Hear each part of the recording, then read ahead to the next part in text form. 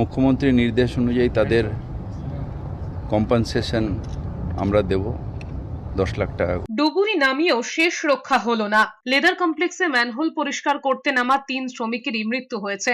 Oxygen mask পরে ভিতরে ডুবুরি নেমে একে একে 3 শ্রমিকেরই দেহ উদ্ধার করেন। রবিবার সকালে লেদার কমপ্লেক্সে ম্যানহোল পরিষ্কার করতে নামে ফারজেম নামে কেএমডি এর এক ঠিকা শ্রমিক। দীর্ঘক্ষণ পরেও ফারজেম শেখ না ওঠায় এক এক করে হাসি শেখ ও সুমন সর্দার 10 ফুট গভীর ম্যানহলে নামেন, কিন্তু তারাও না ওঠায় খবর দেওয়া হয় লেদার কমপ্লেক্স থানায়। এরপরই পুলিশ, দমকল এবং বিপর্যয় মোকাবিলা কর্মীরা উদ্ধার কাজে নামে। পরে নামানো হয় ডুবুরিকে। ঘটনার 4 ঘন্টা পর 3 জনের দেহ উদ্ধার হয়। খবর পেয়ে সেখানে যান মেয়র ফিরহাদ হাকিম। সুপ্রিম কোর্টের নিষেধাজ্ঞার পরেও কেন শ্রমিক দিয়ে ম্যানহোল পরিষ্কার করানো হচ্ছিল সেই প্রশ্নে মেয়র বলেছেন, পুরো বিষয়টি খতিয়ে দেখা হচ্ছে। থানা এবং কলকাতা পুরসভা এ ব্যাপারে তদন্ত করবে। যার গাফিলতি রয়েছে তার বিরুদ্ধে ব্যবস্থাও নেওয়া হবে। পাশাপাশি ক্ষতিগ্রস্ত পরিবারগুলোকে ক্ষতিপূরণের ব্যবস্থা করা হচ্ছে বলেও জানিয়েছেন ফিরহাদ হাকিম।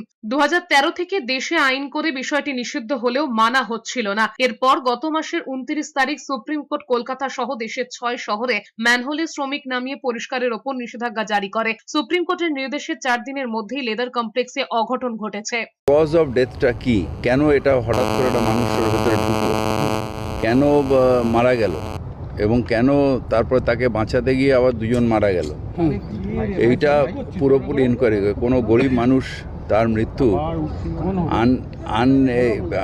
আনআইডেন্টিফাই মানে কারণটা জানা যাবেন, এটা হতে পারে না। কেন ইন্সপেকশনটা ঠিক মতন হলো না, কেন শ্রমিককে নাগানো হলো, কেন পাম্প লাগিয়ে পরিষ্কার করা বা আগের থেকে টেস্ট করে যে এখানে কোনো বিষাক্ত গ্যাস আছে কি না সেগুলো করা হলো না। কারণ অ্যাকচুয়ালি এটা ডিউ কোর্সে আমাদের থানা করবে এবং কাউকে ছাড়া হবে না যারা এটার জন্য দায়ী।